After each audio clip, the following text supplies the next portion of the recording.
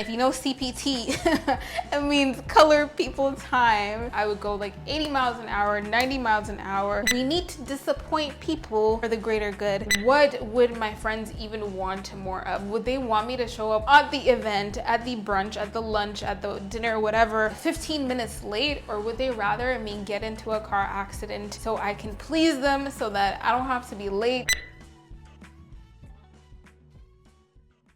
Hello everyone. So in this video today, we're gonna be talking about how to not burn out, how to not go crazy, how to not lose your marbles. And if you clicked on this video, maybe you might be feeling any of the following. Because of the things that are happening in our government today, life in the work world has been a bit overwhelming, and a bit is an understatement. And a lot of times I find myself wanting to neglect my diet, my exercise routine, my personal hobbies and routines to make more room for work. And to me, I feel like crying, I feel overwhelmed. And so in this video, we're going to talk about things that we can do to not burn out, to not go crazy, not lose our marbles. So without further ado, let's get into it for today. The first tip that I have for us today is to learn to disappoint people. And this example this person has influenced greatly the world that we live in today. And so let me drop some hints. He lived about 2,000 years ago. He started with 12 initial followers and grew it to about 2.5 billion followers today. And it wasn't on Instagram or social media. His name is Jesus. You probably heard of him.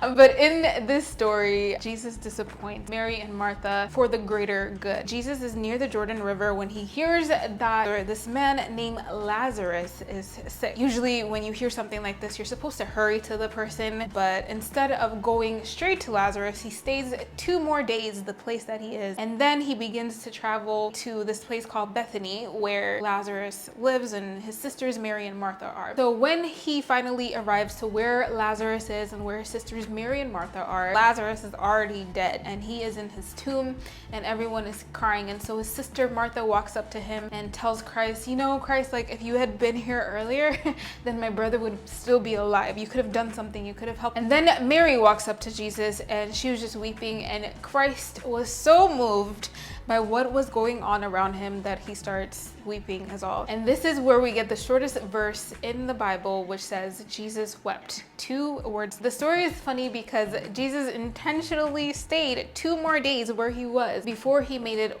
over to Bethany. In this moment, Jesus walks up to the tomb and he says to Lazarus, Lazarus, come out. And still wrapped in his burial clothing, Lazarus wakes up from the dead and he walks out. It's so interesting because Christ, he knows who they are. He knows who Lazarus is. And so even when Christ got to where he was, he wept because he was so moved by what was happening. But he still took 2 days to get to where he is. So in our personal life, think about moments where we need to disappoint people for the greater good. Example of this is having a deadline at work that I need to meet. These deadlines at work where I have to submit work in 45 days, but then I have a personal goal of getting them done half the time. So around the 20-day mark, I find myself rushing to get things done and submit them. But the downside to this is I could submit something super early. If it gets quality reviewed and I make a bunch of mistakes, it's not only going to cost me time, it's also going to cost the person time as well. So we can sort of disappoint someone. I have these things in my head where I'm like, okay, I need to speed through this, I need to get things done so this person is not disappointed, so I can make my boss happy. I would meet my friends places, and if you know CPT,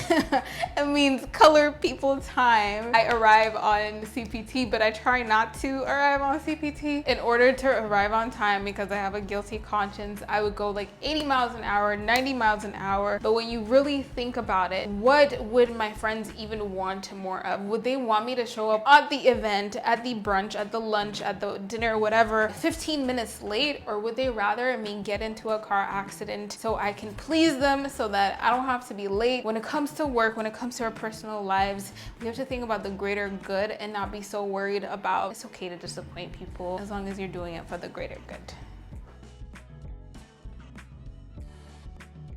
The next tip that I'm going to talk about comes from this book called Drive by Daniel H. Pink, and this is a book about what motivates us, essentially. This next tip that I'm going to be talking about is setting intentional goals, and Daniel, or Mr. Pink, talks about the dangers of setting goals. Goals help us narrow our focus. They're important in helping us get tasks done. At the same time, there are dangers to setting goals, and one of the examples that this book talks about, a place called SEARS Auto Shop. So this is just an automotive or car shop that provides repair services and all of these services to people who have cars, essentially. Their leader ended up putting in quarterly goals for the company. Because of these revenue goals, because of the certain amount of money that this company had to earn, the employees, they started making unnecessary charges for customers, advising unnecessary repairs, charging customers higher prices than